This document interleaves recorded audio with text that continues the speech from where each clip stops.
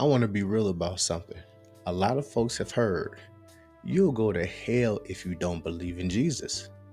But did you know that according to the very scriptures given to the Hebrews, salvation doesn't look anything like that?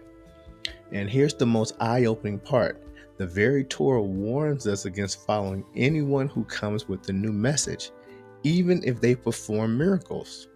So, I would like to take a moment to break this down and to shine a light on what the Hebrew Bible actually says about salvation, hell, and what God asks of us. Most people hear salvation and immediately think of being rescued from hell or sin.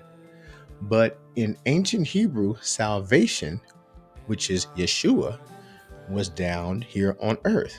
It was about real life deliverance, protection, and restoration. In Exodus, Moses calls the Israelites to see the salvation of the Lord as God saves them from slavery in Egypt, not from hell, but from captivity.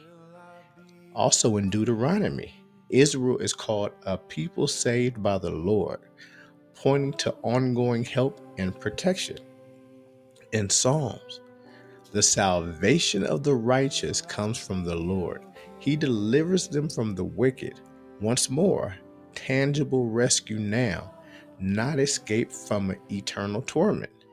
The idea was about trust and living rightly now, not waiting for a future Messiah's death and a resurrection to earn your ticket out of hell. Let's make this plain. The Torah never tells us to follow Jesus or anyone else with the new message for salvation.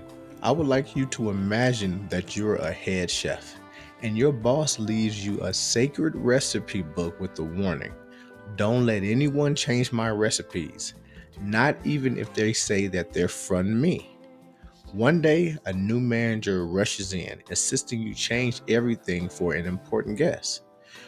Would you risk your whole job on a sudden new recipe? That's how the Torah operates. Deuteronomy 13:2 through 4 goes out of its way to say, if anyone, even a miracle worker, tells you to worship differently, don't listen. It's a test. So if the core message was to believe in Jesus' death, burial, and resurrection to be saved, wouldn't God make that clear as day in the Torah? Wouldn't God make that clear when he spoke to Israel? Think about it. Well, here's a fact for you. The Torah actually expects a charismatic leader or people will try to sway us with new teachings or dazzling signs. But God's instructions are simple. Stick with the original commandments. Think of it as if a parent leaving you travel instructions plus a note. Don't listen to the directions from anyone else, no matter how charming they are. Don't get into their car and don't talk to strangers. Think about it. The Torah's test for truth isn't about supernatural claims. It's about loyalty to God's commands. He says, obey these commands and you will live. People sometimes claim Jesus is hidden in the Hebrew prophecies, but nowhere in these scriptures does it say, believe in Jesus' resurrection for salvation. Actually, on the contrary, the Torah sees anyone bring a new way to be saved as a test. It's a test for your commitment to the original direction. I would like for you to picture the Torah as a safe with the secret combination. God says, don't change these numbers.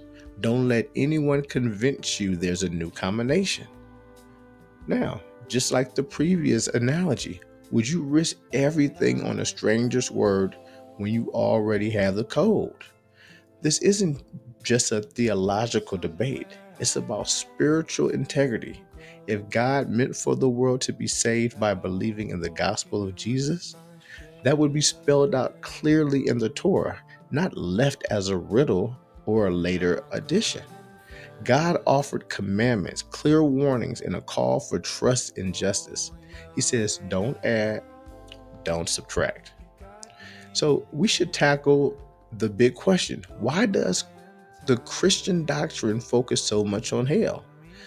Because the Hebrew Bible doesn't describe eternal torment for sinners? The word translated as hell is Sheol, the grave, a silent resting place. In fact, divine punishment in the Hebrew scriptures is always about consequences in this life. The reason is because he could show you. Anybody can say, wait for an afterlife and then I'll show you then. No, God showed them right then. He showed the Egyptians and the Israelites. God explicitly says that burning people is a pagan act, something that never entered his mind. The later New Testament messages about Jina, a real trash burning valley outside of Jerusalem, became a symbol for punishment. But that imagery wasn't in the Torah. So, what is the Torah's foundation? Well, the Torah's foundation is love and reverence. Read it for yourself. Hear, O Israel, you shall love the Lord your God with all of your heart. What does the Lord require of you but to fear the Lord your God, walk in his ways, and love him? But the word fear, Yara, really means awe, not terror. The Hebrew Bible invites us to serve God out of love and respect, not out of fear and eternal punishment.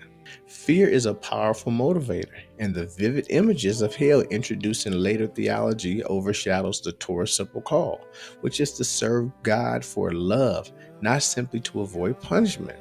The Hebrew scriptures center faith on relationships, justice, and humility, not threats. The Torah invites us into a relationship. God asks for our love and our action, not compliance out of terror. Let's not let the fear of hell overshadow the love of God. So next time someone tells you you'll go to hell if you don't believe in Jesus, ask them, where does it say that in the Torah? Where does it say that throughout the Hebrew scriptures? You see, fantastic claims require fantastic evidence. Spiritual truth deserves clear evidence, not fear-based tradition. If this perspective made you think, hit subscribe and share it with someone searching for truth. Let's keep these conversations open, honest, and grounded in scripture. Shalom, and thank you for joining the journey.